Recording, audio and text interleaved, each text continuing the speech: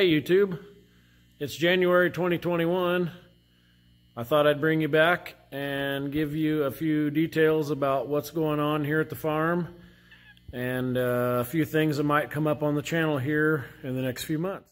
Here we have our 1952 HD15.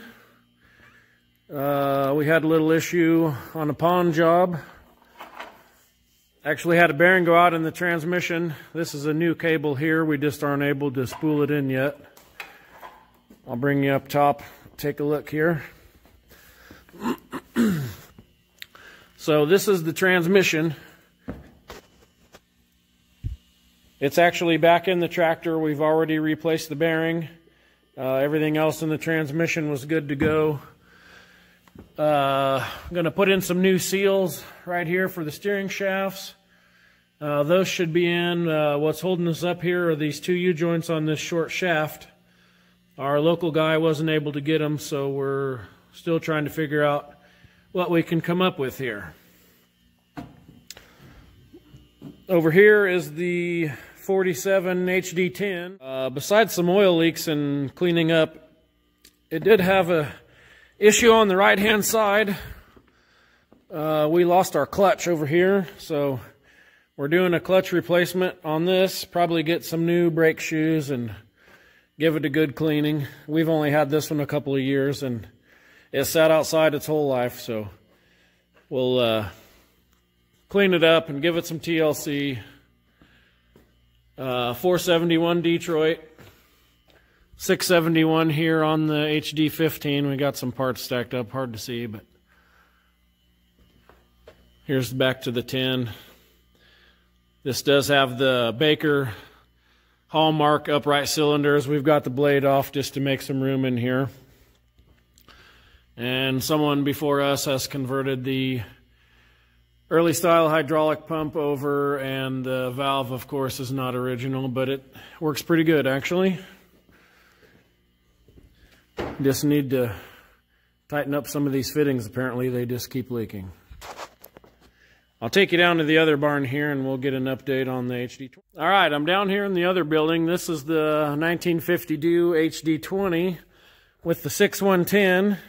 And if you've seen my earlier video, it does run, but we never did accomplish our objective, which was to get it to stop puking oil. So I do have all the parts. I plan to go ahead and just tear this thing down.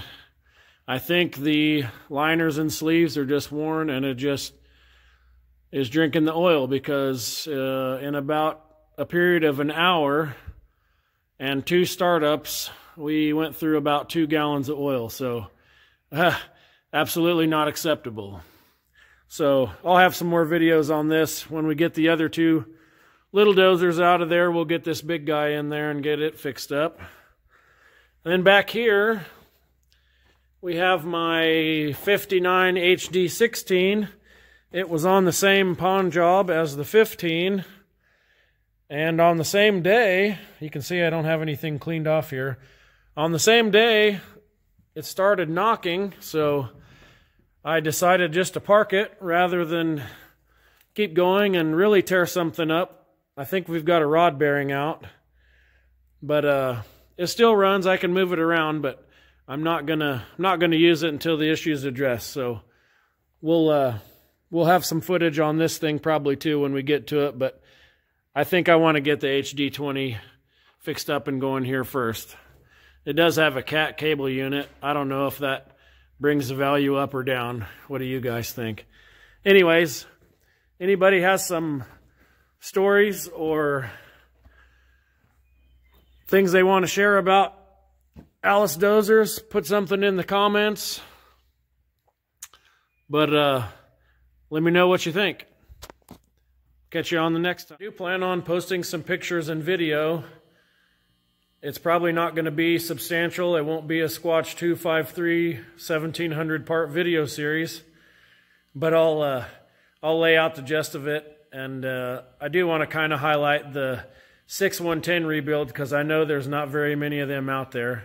And I'm actually not a Detroit guy. I haven't ever rebuilt one myself, but I have done plenty of other engines, so it'll be a learning experience.